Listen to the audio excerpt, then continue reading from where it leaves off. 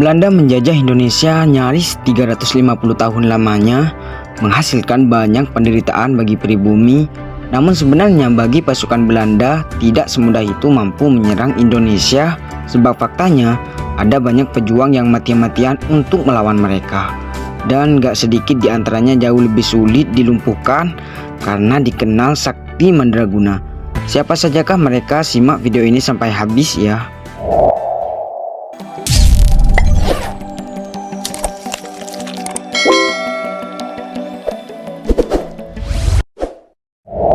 Kita mulai dari pahlawan asal Kalimantan Selatan. Di sini ada seorang pejuang Dayak Bakumpai yang dikenal sakti dan kebal senjata. Ia adalah Panglima Wangkang yang memiliki gelar Kiai Mas Demang bin Pembahkan Kendat.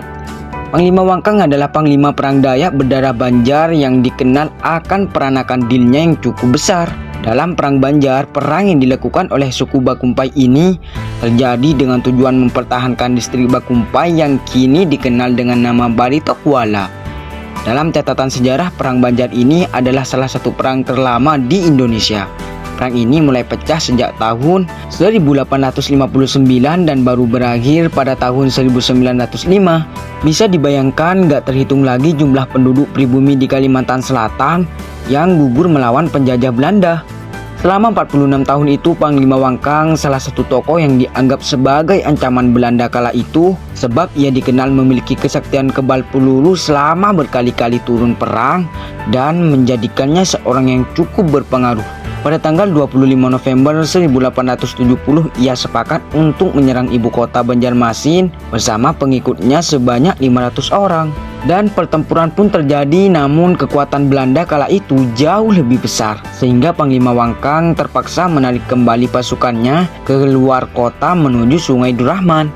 Nah, disinilah Panglima Wangkang menemui ajalnya karena pasukan Belanda ternyata telah menyiapkan peluru emas. Mereka telah mempelajari dari pertempuran sebelumnya kalau ternyata selama ini sang pahlawan selalu kebal terhadap peluru berbahan tembaga, timah, atau yang lain. Namun gak kebal pada bahan emas. Setelah gugur, jasadnya pun segera dilarikan ke hutan untuk disembunyikan di semak-semak.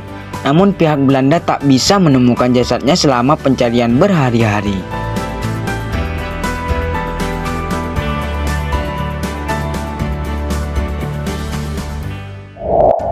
Dari Pulau Kalimantan kita menuju Sulawesi. Di sini ada Syekh Yusuf, pahlawan nasional Indonesia yang memimpin pemberontakan dari Goa, Sulawesi Selatan. Memiliki nama lengkap Syekh Yusuf Abdul Mahasin Tajul Kalwati Al-Makassari Al-Bantani. Ia juga digelar Tuan Tasla Mahkari Goa, yang berarti Tuan Guru penyelamat kita dari Goa oleh para pendukungnya. Sejak usia 15 tahun, ia belajar agama Islam di Cikuang, lalu memperdalam ilmunya di berbagai tempat mulai dari Banten, Aceh, hingga ke Mekah. Selama bertahun-tahun saat akan meninggalkan Mekah pada tahun 1664, Makassar telah dikuasai Belanda. Ia tidak bisa kembali dan hanya bisa ikut bertempur bersama pejuang di Banten. Syekh Yusuf juga memiliki murid dari berbagai daerah termasuk 400 orang asal Makassar. Ketika pasukan Sultan Ageng dikalahkan Belanda pada tahun 1682, Syekh Yusuf ditangkap dan diasingkan ke Sri Lanka dan perlu dipindahkan ke Afrika Selatan karena Belanda takut dengan kesaktiannya dalam menggerakkan pasukan. Ia juga dipercaya menguasai ilmu halimun, yakni bisa menghilang dan kebal dari senjata tajam serta senjata api. Nelson Mandela, mantan presiden Afrika Selatan, bahkan menyebutnya sebagai salah seorang putra Afrika terbaik karena sebagai ulama pejuang, Syekh Yusuf menjadi inspirasi bagi perjuangan rakyat Afrika Selatan melawan apartheid. Selain itu, komunitas Islam dan masjid pertama di Afrika Selatan juga didirikan berkat pengaruh Syekh Yusuf. Sejak saat itu, pesan Islam mulai disebarluaskan ke komunitas muda dan Syekh Yusuf dikenal sebagai seorang ulama suci dan seorang yang sakti dan memiliki pengaruh yang luas serta tokoh penentang VOC yang sangat gigih.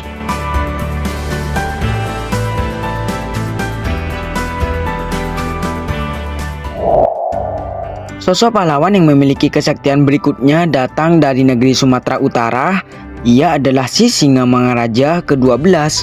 Raja dari negeri Toba ini memiliki nama lengkap Patuan Besar Ompu Pulo Batu Sinambela. Pada tahun 1824, perjanjian Belanda-Inggris memberikan seluruh wilayah Inggris di Sumatera kepada Belanda, dan ketika pasukan Belanda tiba di wilayahnya, Sisingamangaraja pun menolak tunduk pada Belanda dan menyatakan perang selama nyaris 30 tahun. Peperangan terus terjadi dan tak dapat dihindari. Sisingamangaraja pun dikenal sebagai raja yang berani mempertahankan wilayah dan juga kebal senjata tajam, peluru, dan membuat para musuh kewalahan. Ia bahkan diketahui memiliki kemampuan menghilang, namun menurut kepercayaan orang Batak, ia memiliki satu pantangan setiap perang yang gak boleh terkena darah. Pada tanggal 12 Juni 1907, lagi-lagi peperangan terjadi dan pasukan Belanda mengambil strategi licik dengan menyergap ibu, istri pertama, dan salah satu anak dari Sisingamangaraja ke-12 ini. Pasukan Sisingamangaraja ke-12 pun terkepung pasukan Belanda yang berjumlah banyak dengan persenjataan yang lengkap. Pada waktu pertempuran sedang berlangsung, Lopiah, salah satu anak perempuan Sisingamangaraja ke-12, terkena tembakan. Mayatnya pun berlumuran darah dan mengucur mengenai tubuh Sisingamangaraja ke-12 saat akan memindahkan ke tempat lain. Nah, di situ kekebalannya mulai menghilang, dan pada tanggal 17 Januari 1907, Sisingamangaraja ke-12 pun gugur terkena tembakan.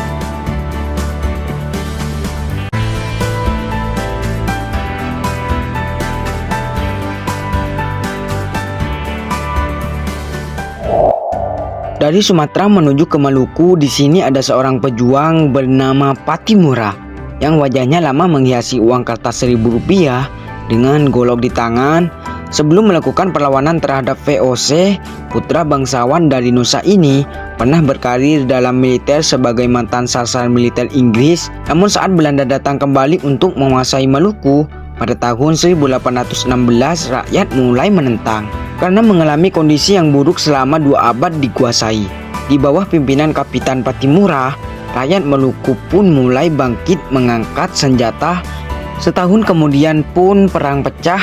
Pattimura dikenal memiliki keahlian dalam hal mengkoordinir raja-raja patih dalam melaksanakan kegiatan pemerintahan, pemimpinan rakyat, mengatur pendidikan, menyediakan pangan, dan membangun benteng-benteng pertahanan. Ia juga dikenal berwibawa dan diakui luas oleh para raja-raja patih maupun rakyat biasa, sehingga ia berhasil menggalang persatuan dengan kerajaan Ternate dan Tidore, raja-raja di Bali, Sulawesi, dan Jawa.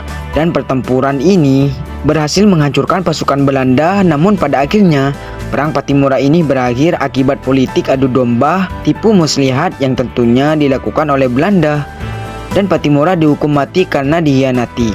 Tapi dari sini kita bisa belajar dengan bermodalkan taktik dan sebilah golok ternyata sempat bikin musuh kalah juga ya.